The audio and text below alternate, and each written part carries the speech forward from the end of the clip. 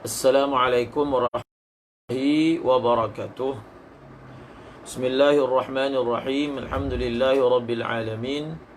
Wassalatu wassalam ala ashrafil anbiya'i wal mursalin wa ala alihi wa sahbihi ajma'in. Wala hawla wala quwwata illa billahil aliyyil azim. Alhamdulillah,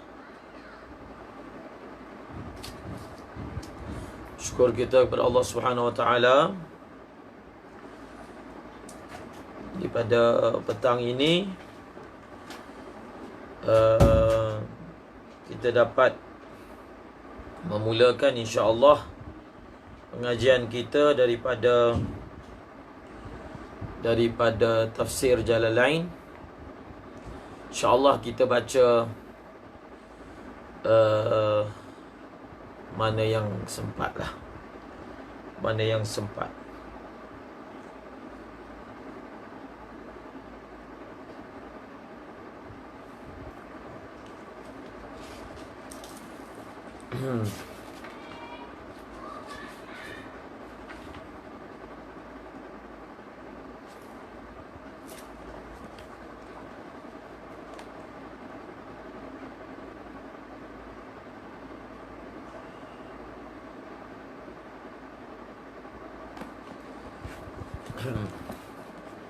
أعوذ بالله من الشيطان الرجيم. بسم الله الرحمن الرحيم. ألف لام را. كتاب أنزلناه إليك لتخرج الناس من الظلمات إلى النور. لتخرج الناس من الظلمات إلى النور بإذن ربهم إلى صراط العزيز الحميد. الله الذي له ما في السماوات وما في الأرض وويل للكافرين من عذاب شديد.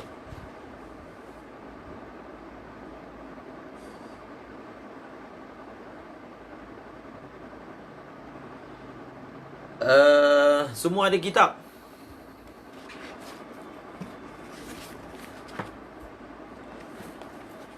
InsyaAllah.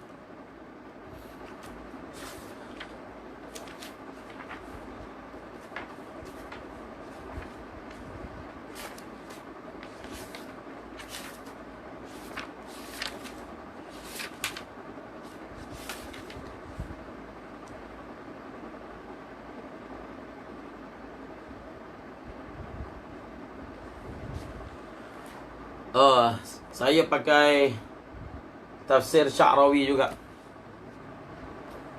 Tak apa, InsyaAllah Al-Quran tu ada keberkatan, InsyaAllah.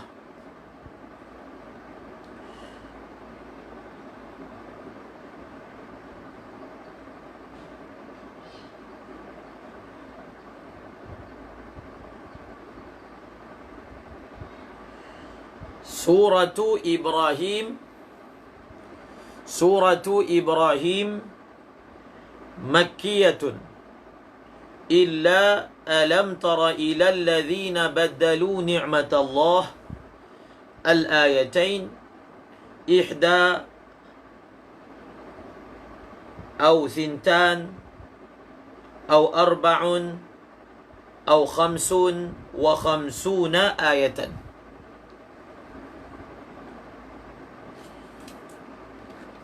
Jadi kitab yang bawa lah, tapi nak baca pun tak sempat. Ini sebagai perkongsian, iaitu kitab berkaitan dengan ulumul Quran, ataupun juga dipanggil usulut tafsir. Ulumul Quran ataupun usulut tafsir. Kalau di madrasah kita menggunakan kitab Syekh Waliullah Ad-Dahlawi, Ahmad bin Abdul Rahim Waliullah Ad-Dahlawi. Kitab yang terkenal dalam ulumul Quran sudah tentu Al-Itqan fi ulumil Quran karangan Imam Suyuti, dan sebelumnya Al-Burhan, Al-Burhan fi ulumil Quran, kitab yang paling asas tentang ulumul Quran karangan Abu Ya bin Alawi Al-Maliki, Al-Qawaidul Asasiyah fi ulumil Quran. Dan beliau As-Sayyid juga ada meringkaskan kitab bagi Al-Itqan fi ulumil Quran yang disebut sebagai Zubdatul Itqan. Zubdatul Itqan. Kemudian ini kitab karangan Mufti Taqi Al-Uthmani, Ulumul Quran, dalam bahasa Urdu.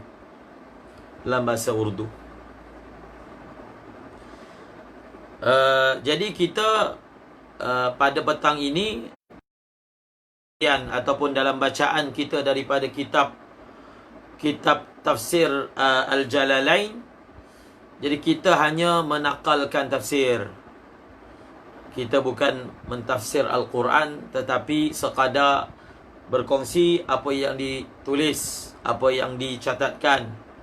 Sebab itu saya menggunakan kitab karangan Al-Syeikh Mutawalli Sya'rawi yang bersifat seperti intisari ataupun pengajaran daripada Al-Quran, yang beliau gelarkan sebagai khawatir, lintasan-lintasan ilham yang Allah Ta'ala ilhamkan ke dalam hati beliau ketika membaca Al-Quran.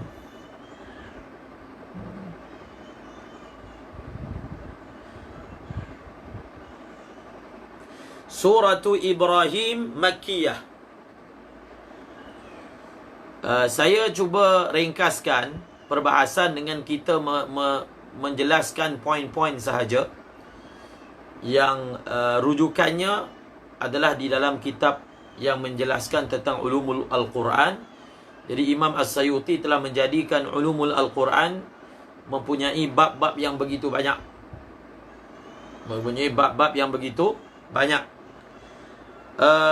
Jadi surah Ibrahim, satu perkara yang dibahaskan di dalam ulumul Al-Quran, adakah penyusunan surah-surah di dalam Al-Quran, adakah penyusunannya bersifat tauqifiyah ataupun bersifat ijtihadiyah? Boleh lihat perbahasannya dalam kitab ulumul Quran. Lain sangkut dah. Ada masalah lain?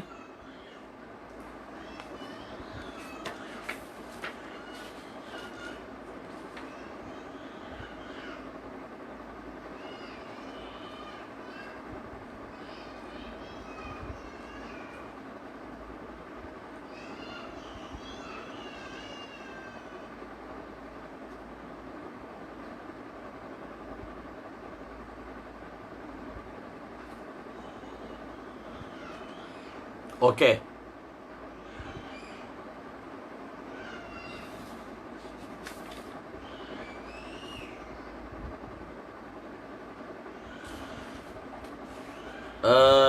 Poin pertama yang saya nak sebutkan tentang yang dibahaskan, ini kita sebut tajuk sahaja, iaitu ulama membahaskan tentang munasabatul ayati was suwar. Munasabah antara satu ayat dengan ayat yang lain. Yang kedua, munasabah antara satu surah dengan surah berikutnya. Munasabah antara satu ayat dengan ayat yang lain. Munasabah antara satu surah dengan surah yang lain. Maka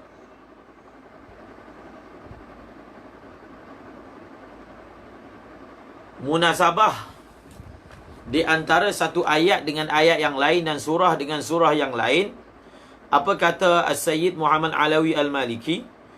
Al-munasabatu fil lugha al-musyakalah wal muqarabah. Wa marji'uha fil ayat wa nahwiha ila ma'na rabitin bainaha 'am aw khas, 'aqliyin aw hissiyin aw khayaliyin aw ghairi dhalika min anwa'il 'alaqat aw at-talazum adh-dhihni kas-sabab wal musabbab wal 'illah wal ma'lul wan nadhirain wad diddain wa nahwihi.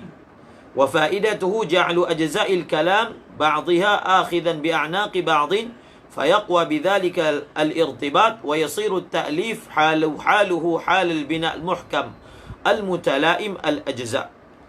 وقد أفرده بالتأليف العلامة أبو جعفر بن الزبير الشيخ أبي حيان في كتاب سماه المرهان في مناسبة ترتيب سور القرآن. dan Burhanuddin Al-Biqai نظم الدرر في تناسب الآي والسورر, dan Imam Suyuti Tanasuq ad-Durar fi Tanasub as-Suwar. Okey. Perkara pertama, ini sebagai isyarat sahaja untuk mengetahui apa kata nasub, kita perlu rujuk kitab tafsir yang lebih besar. Saya tidak ada kemampuan untuk menyebutnya secara spontan. Tetapi ulama menulis kitab khas untuk menerangkan apa hubung kait, misalnya kan surah Ibrahim.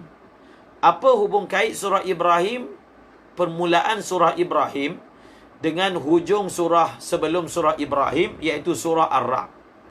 Jadi disenaraikan beberapa orang ulama yang menulis tentang munasabah antara ayat dan surah ini. Antaranya iaitu karangan Imam Sayuti yang bertajuk Tanasuqud Durar fi Tanasubis Suwar, dan Burhanuddin Al-Biqai Nazmud Durar fi Tanasubil Ayy was Suwar. Maka ulama tafsir secara khusus, kalau kita nak melihatnya, mungkin kita boleh dapati di dalam kitab Mafatihul Ghaib ataupun At-Tafsirul Kabir karangan Imam Fakhruddin Ar-Razi. Di dalam kitab ini, Sayyid Muhammad Alawi Al-Maliki menyatakan, ilmu mengetahui munasabah antara satu ayat dengan ayat yang lain, dia merupakan ilmu yang syarif, ilmu yang mulia. Dan para mufassir mengambil berat tentangnya kerana dia adalah sesuatu perkara yang sangat halus dan mendalam. Antara kitab tafsir yang memperbanyakkan perbahasan berkaitan dengan munasabah antara surah dan juga ayat adalah Fakhruddin Ar-Razi dalam kitab tafsirnya. Tetapi untuk kita nak menyatakan munasabah antara satu ayat dengan ayat yang lain, perlu ada dhawabit, perlu ada qawaid.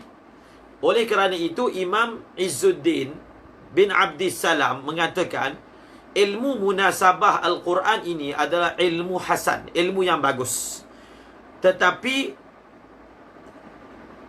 disyaratkan untuk menunjukkan keindahan ikatan kalam. Hendaklah kita menunjukkannya dalam satu bentuk yang ia memang ada kaitan antara satu dengan yang lain. Sebab dalam membahaskan munasabah antara satu ayat dengan ayat yang lain, ada sebahagian keadaannya mufassir berada di dalam satu bentuk bentuk takalluf. Takalluf maksudnya cuba juga untuk menyatakan munasabah sehingga keluar ataupun melampaui kepada had takalluf. Jadi jangan sampai membicarakan munasabah antara satu ayat sehingga kita sampai kepada had takalluf. Seperti mana orang cuba nak relatekan antara ayat Al-Quran dengan perkara yang berlaku. Contohnya, dia kata tengok ayat Al-Quran sudah memberi isyarat tentang corona. Jadi di situ sebenarnya ada unsur takalluf Al-Quran untuk menunjukkan i'jaznya. Kita tidak perlu takalluf seperti itu. Misalnya diambil daripada buyutikunna menunjukkan bahawasanya dalam Al-Quran sudah memberi isyarat tentang kewujudan qarana, yang mana kewujudan qarana itu menyebabkan orang terpaksa qarar. Terpaksa apa? Terpaksa qarar, maknanya berdiam, stay at home. Itu contoh takalluf. Contoh takalluf yang seperti ini tidak sepatutnya kita buat pada ayat Al-Quran.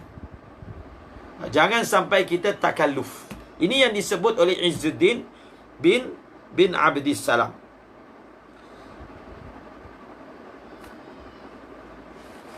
Antara alasan yang Syekh Waliullah Ad-Dahlawi pun memberi tambih kepada perkara ini. Kita tidak boleh menafikan. Bukan kita tak boleh menafikan ayat tak sesuai. Memang di dalam Al-Quran i'jaznya adalah kepada nazmul ayah itu sendiri. Nazmul ayah itu sendiri. Bukan hanya pada perkataan-perkataan, tetapi pada susunan-susunan ayat. Tetapi jangan sampai kepada tahap takalluf. Kerana Al-Quran lebih agung daripada kita takalluf untuk mengkaitkan, sedangkan dia mempunyai sisi i'jaz yang lain yang perlu ditonjolkan. Itu poin yang pertama, berkaitan dengan munasabah antara satu ayat dengan ayat, antara satu surah dengan surah yang lain. Itu ilmu pertama tentang ulumul Quran, iaitu ilmu munasabah. Apa kata Syekh Izzuddin bin Abdissalam? Ayat-ayat Al-Quran diturunkan selama 20 tahun lebih, dan ia diturunkan di dalam peristiwa-peristiwa yang pelbagai, yang berbeza-beza. Yang peristiwa-peristiwa tersebut mempunyai sebab-sebab yang berbeza-beza. Maka kalau ada susunan ayat yang zahirnya tidak dapat diterbitkan apa munasabah antara ayat sebelum dengan ayat yang selepas, maka itu adalah wajar. Dalam keadaan kita mengimani bahawasanya susunan Al-Quran itu ada i'jaznya. Saya nak kongsi satu kitab karangan Al-Syekh Al-Imam Abu Bakar Abdul Qahir bin Abdul Rahman bin Muhammad Al-Jurjani. Jadi kitab ini tajuknya Asrarul Balaghah. Asrarul Balaghah, bukan Dalailul I'jaz. Beliau juga ada kitab Asrarul Balaghah. Tujuan kitab ini ditulis untuk merat golongan Mu'tazilah sebenarnya, secara khusus golongan Mu'tazilah yang menyebut bahawasanya i'jaz Al-Quran ini hanya pada kalimah-kalimahnya sahaja. I'jaz yang ada pada Al-Quran itu juga terdapat pada susunan. Okey? Kita tak boleh lama-lama. Ingat poin pertama kita belajar pada petang ini tentang ilmu munasabah. Apa kaedah dan fawaid yang telah kita kongsi daripada kitab Sayyid Muhammad bin Alawi Al-Maliki. Kemudian yang seterusnya ialah Makkiyatun. Perbahasan tentang Makkiyah dan Madaniyah. Ini sebenarnya perbahasan yang asas. Mereka yang mempelajari ulumul Al-Quran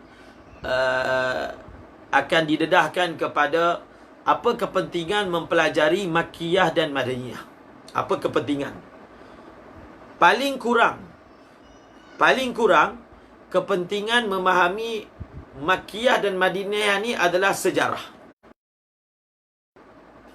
Sebab ada orang yang mengomentari tentang Makkiyah Madaniyah, dia hanya sebut ia adalah hanya sejarah yang telah berlalu. Tidak.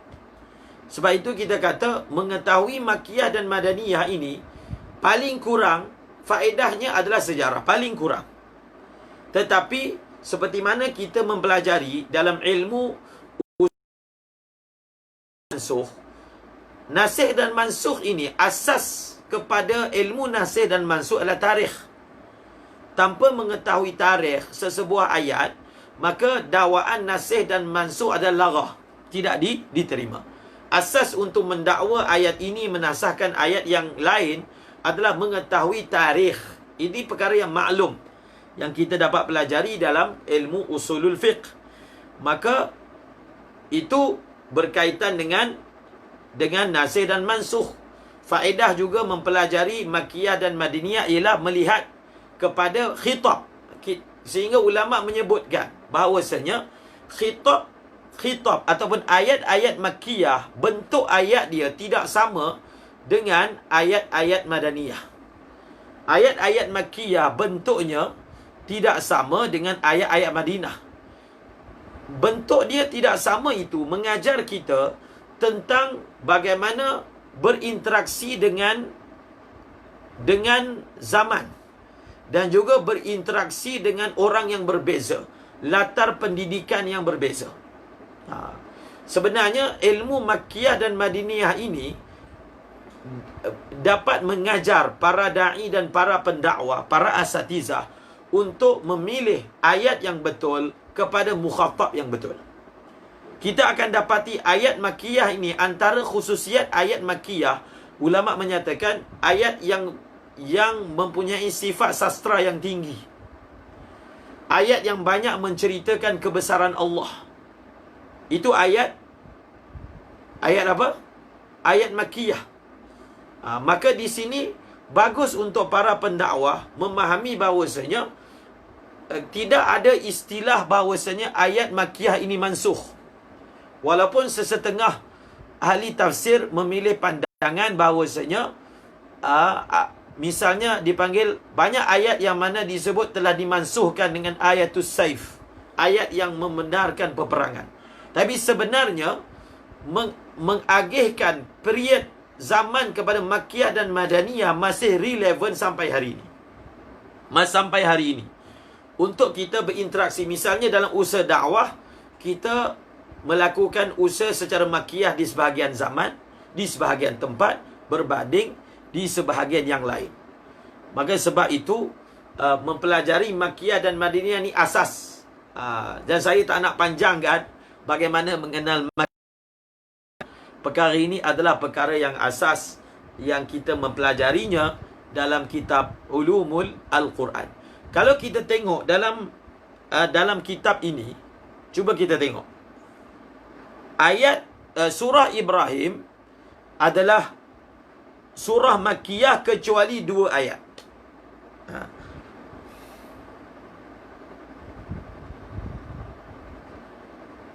Kecuali ayat alam tara ilal ladina baddalu ni'matallah. Maka ini biasa. Ini memang permulaan kitab Jalalain. Beliau akan memberi tambih. Surah ini surah Makkiyah kecuali ayat ini dan ayat ini. Ia juga memberi kita satu pelajaran. Bila dikatakan bahawasanya ini surah Makkiyah, ini surah Madaniyah, bukan bermakna ke semua ayat di dalamnya adalah ayat yang diturunkan di Mekah ataupun ayat yang diturunkan di Madinah. Faedah dalam mukaddimah sebelum masuk ke dalam surah, maka pengarang tafsir Jalalain akan memberi tambih kepada perkara tersebut tentang Makkiyah dan Madaniyah. Jadi istilah Makkiyah dan Madaniyah bagi sesebuah ayat sebenarnya adalah merujuk kepada jumlah, majority. Ayat di dalam surah tersebut diturunkan di Mekah, maka disebut Makkiyah. Ataupun majoritinya diturunkan di Madinah, maka akan disebut sebagai Madinah. Perbahasan tentang sifat-sifat ayat Al-Quran bukan sebenarnya bukan hanya dibahagikan kepada ayat Makkiyah dan juga ayat Madaniyah. Tetapi misalnya dalam kitab Ulumul Quran, sebenarnya dalam kitab Arab pun ada, saja saya share bahawasanya ada ayat yang disebut sebagai nahari, ayat yang diturunkan pada waktu siang, ayat yang diturunkan pada waktu malam, ayat yang diturunkan pada musim panas, ayat yang diturunkan pada musim sejuk, ayat yang diturunkan semasa Nabi tidur, semasa Nabi di atas pembaringan, semasa Nabi SAW berada di bumi, Jadi ada pembahagian ayat-ayat di dalam Al-Quran, bukan hanya Makkiyah dan Madaniyah, tetapi dia ada nahari, ayat siang, laili, ayat malam, saifi, musim panas, syita'i, musim sejuk, naumi, firashi, safari, hadari. Ini juga paling kurang faedahnya mengetahui ayat-ayat ini. Seperti saya sebut tadi, dia merupakan sejarah. Sejarah bagi ayat tersebut. Paling kurang, bukan hanya faedahnya, hanya sejarah, tetapi paling kurang, dia ada sejarah dan memberitahu kepada kita bahawasanya ayat Al-Quran ini diturunkan bukan hanya di dalam masjid, di medan perang, semasa Nabi Musa. Sebab itu, ada ulama' ulama' dakwah, orang lama kita dalam dakwah mengatakan, kalau seseorang itu ingin memahami Al-Quran, dia perlu memahami Al-Quran itu dalam suasana bagaimana Al-Quran itu diturunkan. Dalam suasana mujahadah, dalam suasana dakwah, dalam suasana ta'lim, tazkiyah. Berada dalam suasana tersebut, maka barulah dia dapat memahami ayat Al-Quran dengan erti kata yang sebenar. Itu poin yang kedua, apa dia? Iaitu pembelajaran ataupun perbahasan tentang Makkiyah dan Madaniyah.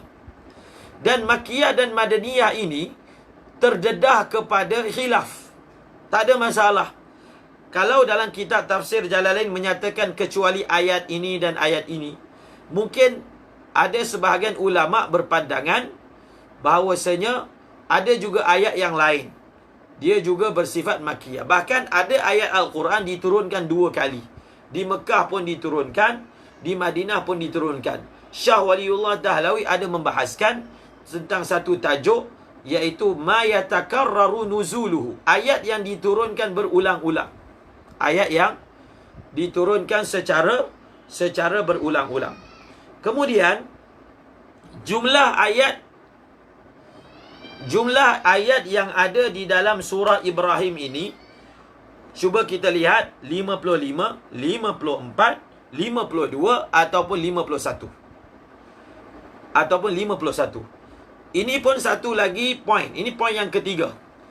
Tentang ulumul Al-Quran, bahawasanya di dalam ulum Al-Quran ada yang disebut ilmu tentang fawasilus surah, iaitu tempat-tempat wakaf bagi sesebuah ayat. Tempat-tempat wakaf. Tempat-tempat wakaf bagi ayat ini bukan perkara yang ijma'. Dia juga ada khilaf. Ada kitab yang khas pun yang membicarakan tentang wakafnya sesebuah ayat. Ada kitab yang khas membicarakan. Sebab itu Rasam Uthmani yang kita baca itu, cuba lihat pada mukaddimahnya, bahawasanya Rasam Uthmani ini ditulis dan tempat-tempat wakafnya ditanda berdasarkan pendapat ulama' tertentu. Maka kalau kita melihat ada ulama' yang mewakafkan sesebuah ayat di tempat yang lain daripada yang kita baca, maka itu biasa. Itu biasa. Sehingga Sayyidina Ali, sehingga ada ulama' menyebutkan bahawasanya ilmu Al-Quran itu adalah ilmu wakaf dan juga ibtidak. Ilmu Al-Quran itu patinya, intisarinya adalah ilmu wakaf dan juga ibtidak. Kenapa disebut begitu? Orang yang boleh mewakafkan ayat tanpa ada tanda, kita wakaf ni sebab dah ada tanda. Orang yang boleh mewakafkan sesebuah ayat pada tempatnya, orang itu dia faham Al-Quran. Dia mengetahui ayat yang masih ada tanasub, ayat yang sudah berhenti. Dan satu lagi, ilmu wakaf dan ibtidak ini, sebahagiannya adalah tauqifi yang diriwayatkan daripada Nabi sallallahu alaihi wasallam. Sallallahu alaihi wasallam. Masya Allah. Ustaz Lutfur Rahman, saya pun sempat ziarah tu Syekh Abdul Malik, Bangladesh. Masa kita keluar setahun, Jadi jemaah kita bersama dengan Ustaz ketika itu Ustaz Razif, kita ziarah Maulana Abdul Malik di madrasahnya. Jadi kebetulan waktu itu ada Maulana Firdaus yang belajar di situ pada ketika itu. Jadi Maulana Abdul Malik Al-Bangladesh ni anak murid kepada Mufti Taqi Al-Uthmani. Beliau pelajar terbaik juga di Darul Ulum Karachi dalam ifta, dan beliau juga belajar dengan Syekh Abdul Fattah Abu Ghuddah. Jadi ada kitab Madkhal kepada Ulumul Hadis yang insya-Allah banyak fawaid yang beliau simpan dalam kitab tersebut. Jadi saya ziarah tu tahun 2004 semasa jemaah kami keluar setahun di Bangladesh pada ketika itu. Jadi tentang ilmu fawasil, sehingga ulama mengatakan ilmu Al-Quran itu adalah ilmu waqaf dan ibtida'. Kalau tak salah ini perkataan Sayyidina Ali radhiyallahu anhu. Maka tidak hairan kalau kita lihat pada mukaddimah sebelum masuk kepada surah, dinyatakan bahawasanya surah Ibrahim ini 55 ayat, 54 ayat, ada kata 52 ayat, ada kata 51 ayat. Maka wakaf ini juga adalah amrun ijtihadi pada sebahagiannya. Ada perkara yang memang diriwayatkan daripada Nabi SAW, seperti mana bila ditanya bagaimana Nabi membaca surah Al-Fatihah, maka dinyatakan Nabi mewakafkan kepada kepala-kepala setiap ayat. Alhamdulillah, Bismillahirrahmanirrahim, Alhamdulillahirrabbilalamin. Justru itu para hufaz Al-Quran di dalam bulan Ramadan juga, bagusnya surah Fatihah tu jangan dibaca sambung. Dibaca seperti yang dibaca oleh Nabi SAW. Dibaca satu ayat demi satu ayat, satu ayat demi satu ayat. Itu faedah yang ketiga tentang ilmu fawasilul Al-Quran, iaitu awqaf, tempat waqaf bagi sesebuah ayat.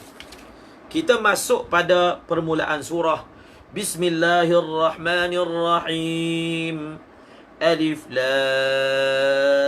Ra. Allahu a'lamu bimuradihi bidzalika. Allahu a'lamu bimuradihi bidzalika. Ini adalah tafsiran yang masyhur.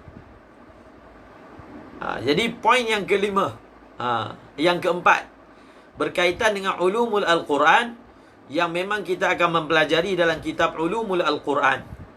Kalau di Azhar, kalau tak silap saya, kitab yang masyhur dalam ulumul Al-Quran ini, Mabahis fi Ulumil Quran. Karangan siapa? Manna Al-Qattan kalau tak silap. Itu kitab yang memang masyhur lah, jadikan silibus, iaitu kitab Manna Al-Qattan berkaitan dengan ulumul Quran. Ataupun kita juga menggelarnya sebagai usulut tafsir. Kalau di pondok, kitab usulut tafsir yang terkenal, iaitu yang datang dalam bentuk nazam. Apa nama kitab itu? Faidul Khabir. Itu kitab yang berkaitan dengan nazam. Jadi ulumul Al-Quran ini akan ada satu perbahasan, iaitu tentang apa? Huruf muqatta'ah. Huruf muqatta'ah. Maka di dalam kitab tafsir Jalalain, kita akan dapati semua huruf muqatta'ah. Mufassir akan tafsirkan dengan tafsir Allahu a'lamu bimuradihi bidzalika. Sebenarnya ada khilaf tentang adakah huruf muqatta'ah ini termasuk ayat mutasyabihat ataupun ayat yang mana masih lagi boleh ditafsirkan. Wa ammal ladzina fi qulubihim zayghun fayattabi'una ma tashabaha minhu ibtigha'al fitnati وابتغاء تأويله وما يعلم تأويله إلا الله والراسخون في العلم يقولون آمنا به. والراسخون في العلم يقولون آمنا به. Maka berlaku khilaf untuk mewakafkan pada ayat ini. وما يعلم تأويله إلا الله. Wakaf situ. والراسخون في العلم jumlah musta'nafah. Ataupun والراسخون في العلم Wa ma ya'lamu ta'wilahu illallah warrasikhuna. Sama ada waw itu waw istinaf ataupun waw adhaf. Maka antara ulama yang mentafsirkan juga huruf muqatta'ah ini adalah Ibnu Abbas radhiyallahu anhuma, mentafsirkan tentang apa maksud alif lam mim, alif lam ra dan seumpamanya. Alif lam ra a'lamu bimuradihi bidzalika. Ini adalah tafsiran paling selamat. Allah lebih mengetahui dengan apa yang dimaksudkan dengan yang demikian itu. Al-Syekh Mutawalli Sya'rawi, beliau mempunyai suatu tafsiran yang menarik berkaitan dengan huruf muqatta'ah. Namun pada kesempatan ini tidaklah saya akan menyebutnya pada kesempatan ini, tetapi ada suatu tafsiran yang menarik tentang huruf muqatta'ah, pandangan yang menarik daripada Syekh Mutawalli Sya'rawi. Kalau lihat dalam kitab tafsir Jalalain, alif lam ra itu diwakafkan.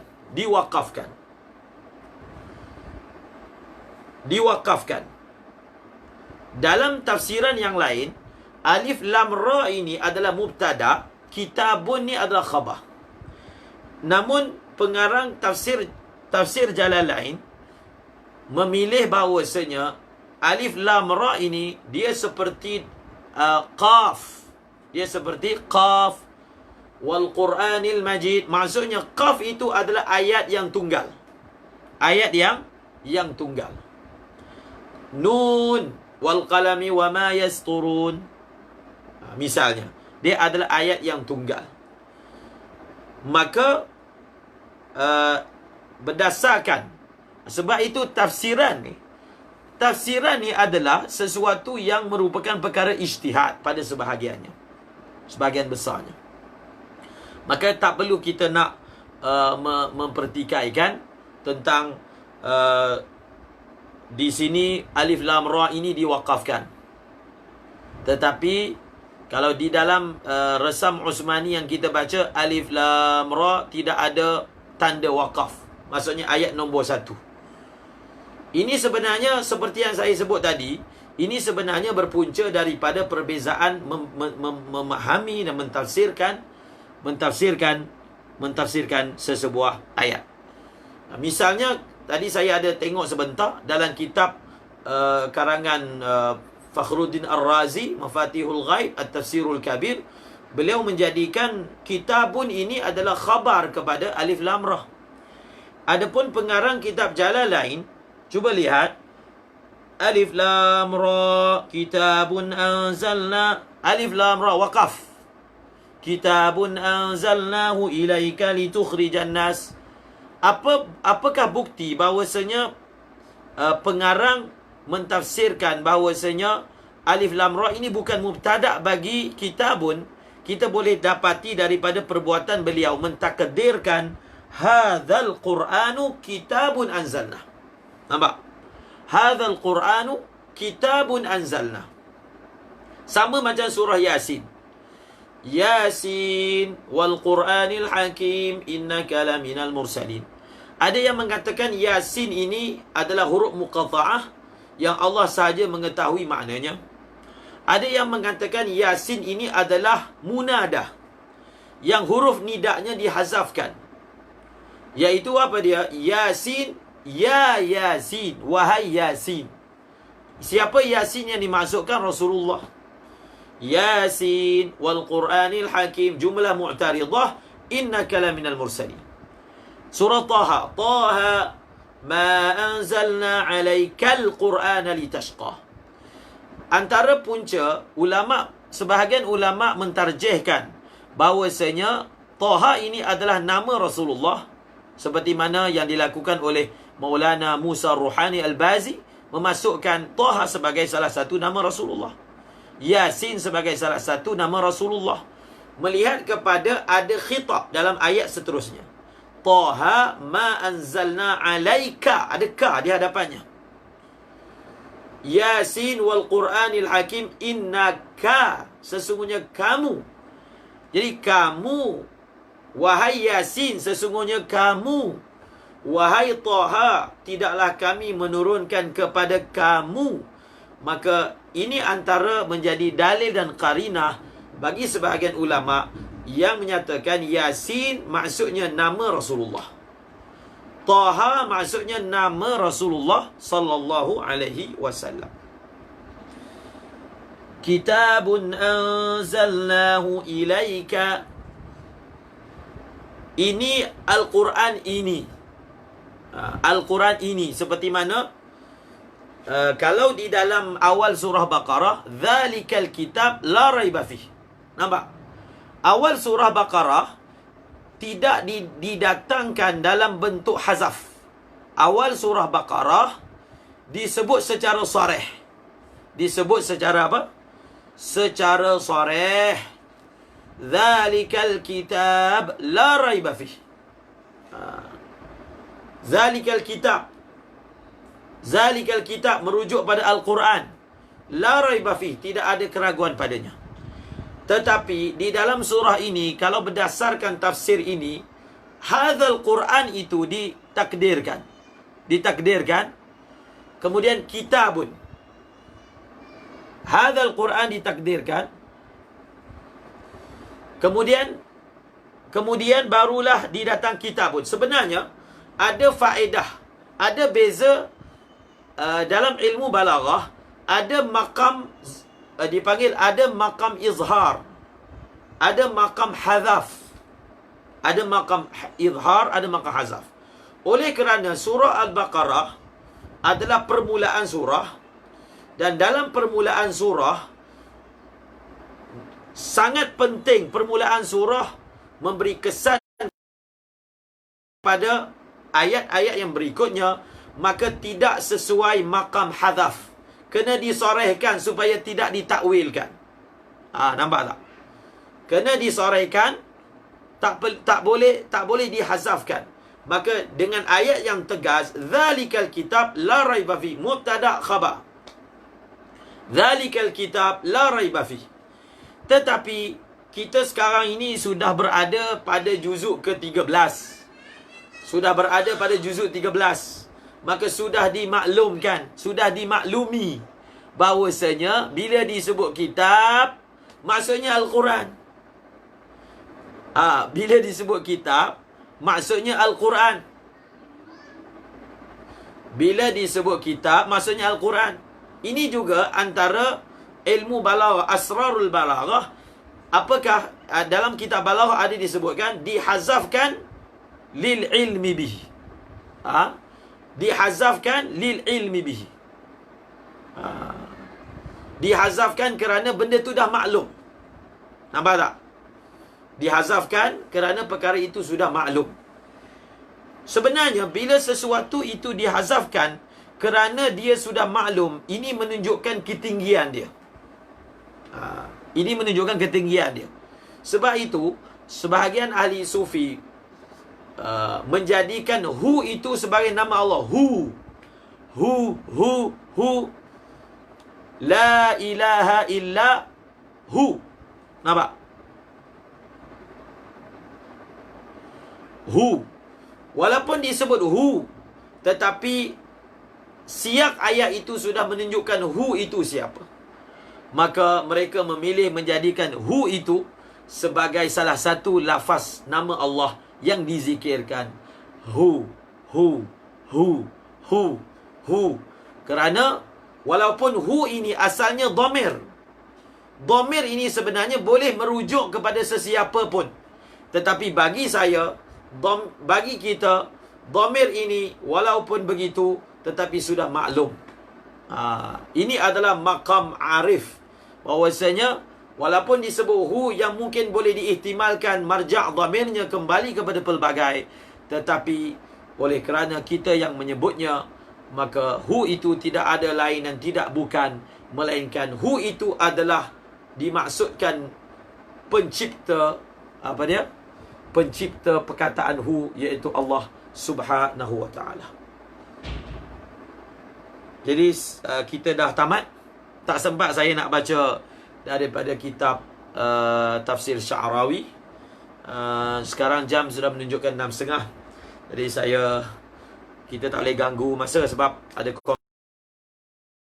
nak sedia. Jadi cukup untuk petang ini sebagai mukaddimah. Dan apa yang kita boleh simpulkan, dan kesimpulan ini boleh kita gunakan ketika mula membicarakan permulaan setiap surah. Jadi poin yang pertama yang kita pelajari pada hari ini tentang ilmu munasabah antara surah dan juga antara ayat. Yang kedua tentang ayat-ayat yang disifatkan makkiyah dan madaniyah dan faedah mengetahuinya. Dan faedah tambahan, ada juga ayat-ayat yang bersifat siang, malam, tidur, jaga, musafir, tengah jalan dan seumpamanya. Dan ada juga yang itu poin yang kedua. Dan yang ketiga berkaitan dengan adakah susunan surah itu bersifat tauqifi ataupun ijtihadi. Itu poin yang ketiga. Yang keempat berkaitan dengan apa yang disebut sebagai fawasilul Quran, iaitu wakaf-wakaf yang ada di dalam Al-Quran. Di awal surah ini sudah didedahkan bahawasanya dia menerima khilaf, dia menerima ijtihad. Untuk surah Ibrahim ini sendiri ada beberapa qaul seperti 55, 54, 52, 51 ayat. Kemudian faedah seterusnya berkaitan dengan huruf muqata'ah. Jadi huruf muqata'ah ini dalam kitab tafsir Jalalain mentafsirkannya sebagai Allahu a'lamu bimuradi bidzalik, sebagai tafsir yang paling selamat, tanpa menafikan ada makna di sebaliknya, kerana tidak ada satu ayat Al-Quran pun yang bersifat lagha.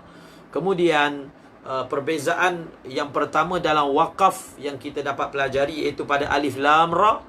Adakah diwakafkan pada alif lam ra secara tunggal ataupun alif lam ra itu mubtada, dan kitabun anzal khabar menjadikan jumlah itu satu ayat sahaja, iaitu yang kemudian faedah tentang wakaf, tentang hazaf. Hazaf mempunyai unsur balaghah. Tempat yang sepatutnya hazaf maka dihazafkan, maka dia ada unsur balaghah yang sangat tinggi. Semoga Allah Ta'ala memberi taufik kepada kita untuk tadabbur Al-Quran dan tafaqquh Al-Quran. Semoga Allah Ta'ala jadikan keluarga kita ahli Al-Quran. InsyaAllah kita lazimkan setiap kali habis tafsir kita baca nasyid inilah, yang selalu dibaca ketika lepas baca Al-Quran. Dia bagus untuk menguatkan ingatan. Kalamun qadimun لا يمل سماعه تنزه عن قول وفعل ونية به أشتفي من كل داء ونوره دليل لقلبي عند جهلي وحيرتي فيا رب متعني بسر حروفه ونور به قلبي وسمعي ومقلتي وسهل علي حفظه ثم درسه بجاه النبي والآل والصحابة آمين برحمتك يا أرحم الراحمين آمين. السلام عليكم.